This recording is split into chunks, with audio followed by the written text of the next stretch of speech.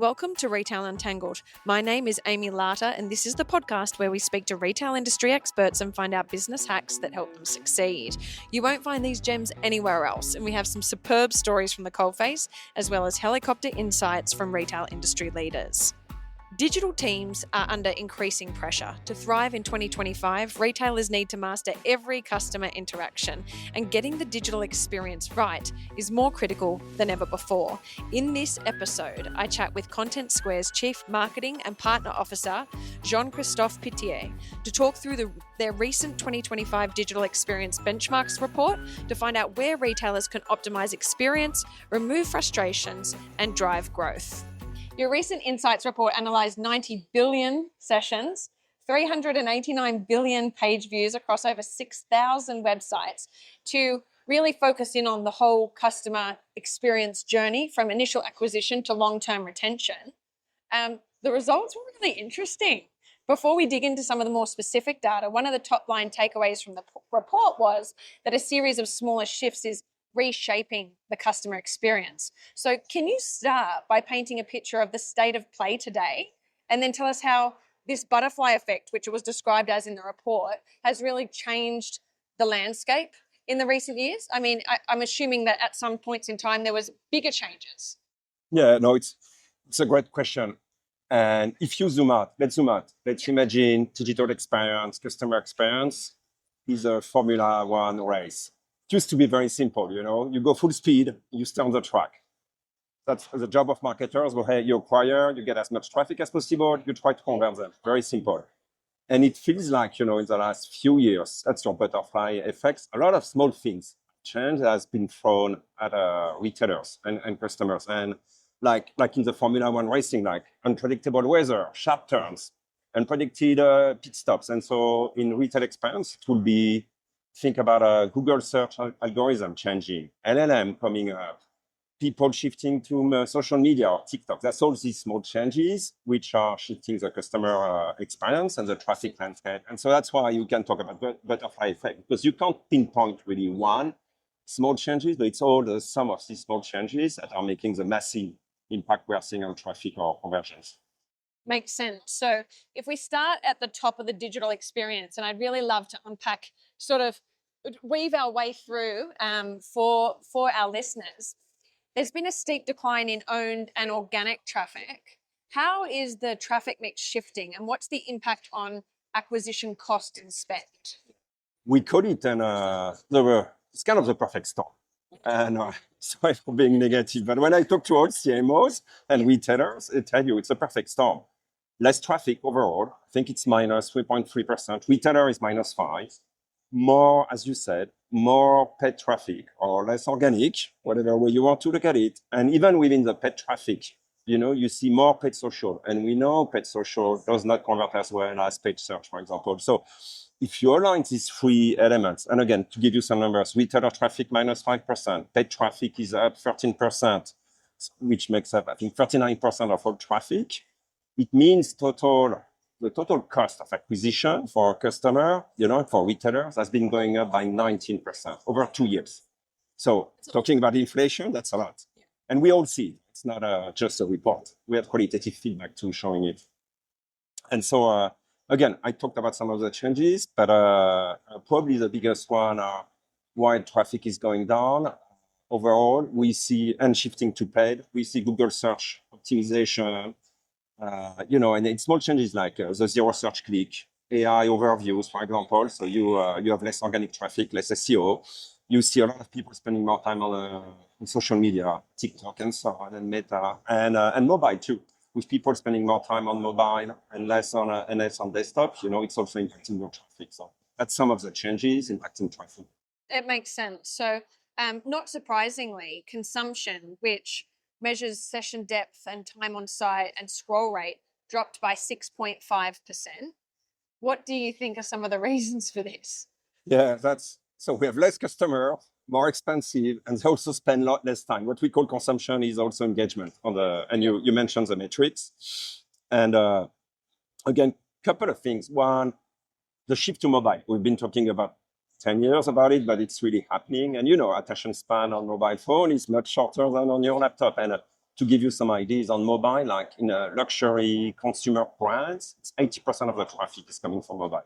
So that's a structural shift, which is explaining why consumption is declining. And I think it went up from 80%, it went up to, by 2 points last year again. That's one reason. Two, we still have a lot of new visitors. So brands are probably not doing enough with returning customers. And new visitors, you shop around, you shorter span of control. So more new visitors. And we're also seeing, I'm getting a bit technical, but PDP, product detail pages, we see more and more traffic being redirected directly to the product detail pages, which is good because you have more specific product information, but it's a bit like sometimes... It may be bad if it's not the right product. Yes, might be bad if it's not the right product, so you have a higher bounce rate, exactly. Yeah. And it's a bit like sometimes, if you go too fast to a product page, it's a bit like if you enter into a store and you get to the checkout directly almost. Like you want to browse around, walk around, and so again, it's a balance, but that's all the reasons why we're seeing engagement going down. Interesting. So less people to sites and retailers, and then once they're there, they're not staying as long. Correct. It's tough. So we've captured them. They're on site. Frustrations across the whole experience is still common, and there is a digital discipline gap that's costing retailers a lot. So.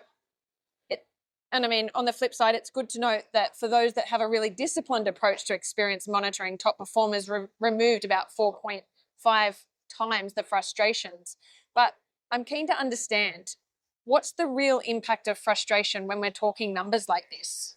I call it a revenue drain or the silent killer of frustration. Yeah. It's basically you're spending a lot of money to get all these customers come and then they leave.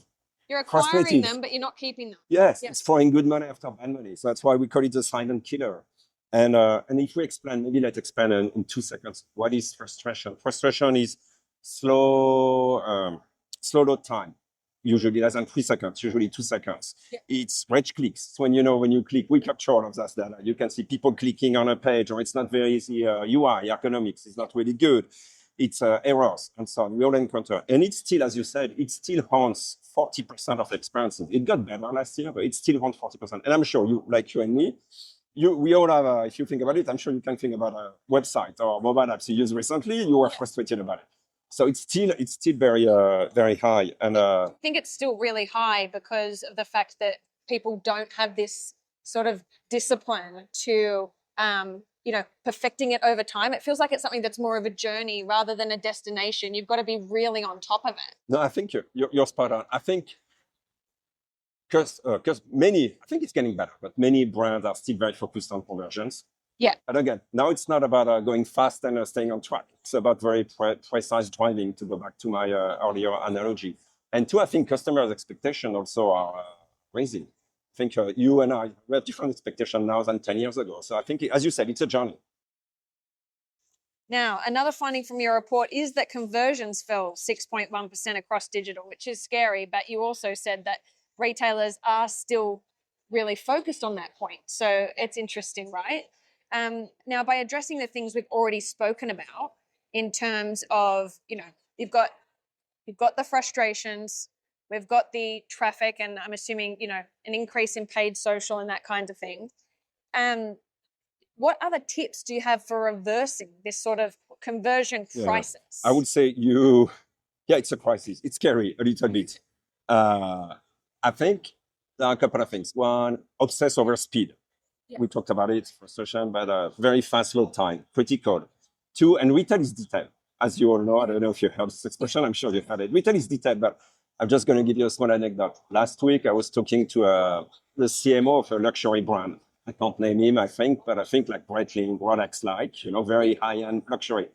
The CMO was telling me he was spending an afternoon every month watching session replay of customers browsing on his website. So, basically, he was just watching dozens of replays of what the customers were doing on the website, because he was trying to really understand how customers were experiencing the experience of his brand. And as he was telling me, I'm selling $30,000 watches. So, I don't have that much traffic. So for me, every experience has to be amazing and great. I need to delight the customer. My point being, it's detailed. So by being very focused on speed, by being very focused on detail, you can really improve it and fix the PDP. We talked about it. Fix the PDP. Make sure you land the right traffic on it.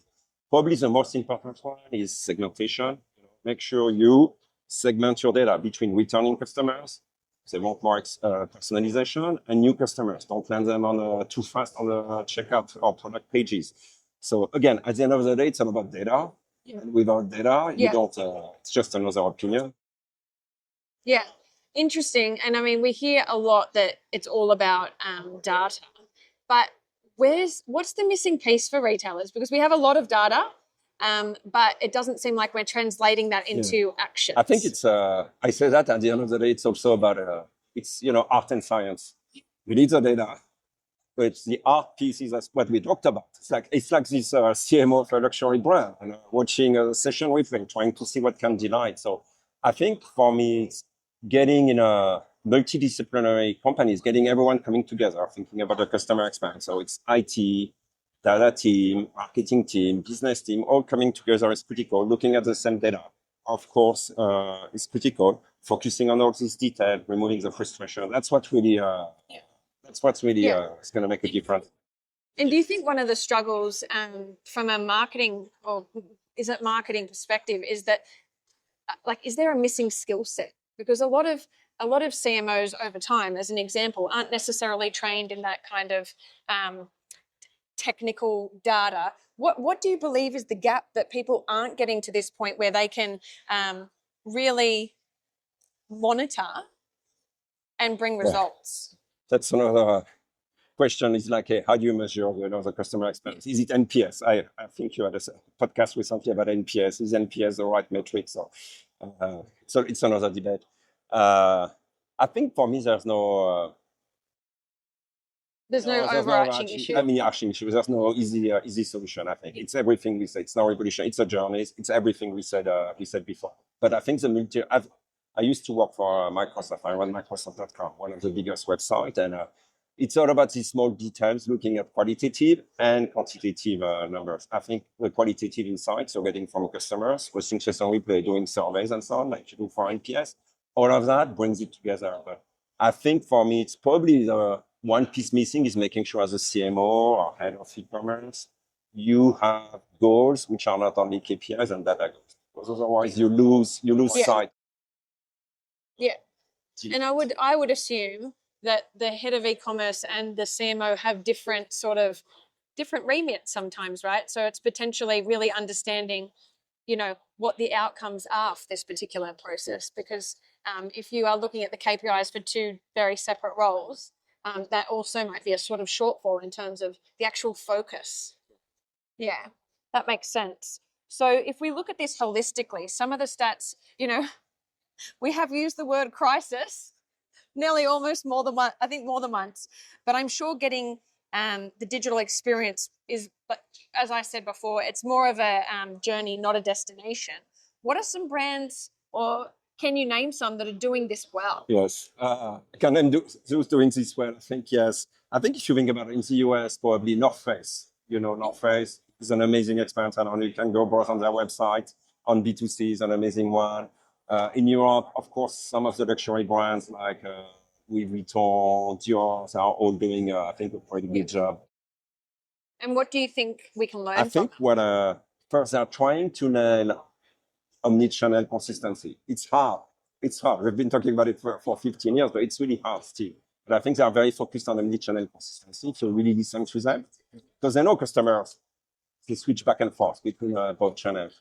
The second thing, and we just talked about it, I think they are bringing together all these teams with different KPIs. They don't look at it just through the lens of one KPI or two. So again, marketing, product experience, IT, data, all of that, all this team working together is critical. And I think the third time, so Joe, but I have to say it, I think they're using a great analytics tool like Contentsquare, to help them get the data and insights to fix it. Sure, it completely makes sense. So from the report, are there any other sort of top level findings or any golden nuggets for retailers where you go, this is what you really need to hone in on? I think it's hidden in the report, so I don't know if it's a golden nugget. I would encourage all the retailers and everyone to think about how paid search is going to evolve with the new, LLM, Gen AI stuff, we are going to see a very quick shift from Google search, I believe, to the ChatGPT Copilot of the world. I don't know for you and me, but we are starting to see the trend. Yeah, I know about about it. So I think it's going to be Yeah. much faster than I expect. Even if we see that today the traffic is less than 1% coming from LLMs and chatbots, it's going to shift very quickly. So what does that mean for your brand? How do you get? It's kind of the new SEO. It's going to be a new source of traffic. So it's an opportunity, but it's going to be a threat. So I would encourage everyone to start thinking about the LLM, Gen AI strategy. Thank you for tuning in to this episode of Retail Untangled, and a big thank you to Jean-Christophe Pitié from Contentsquare for joining me live from Shoptalk Spring in Vegas. To be the first to know when the next episode lands, like and follow us wherever you listen to your podcasts.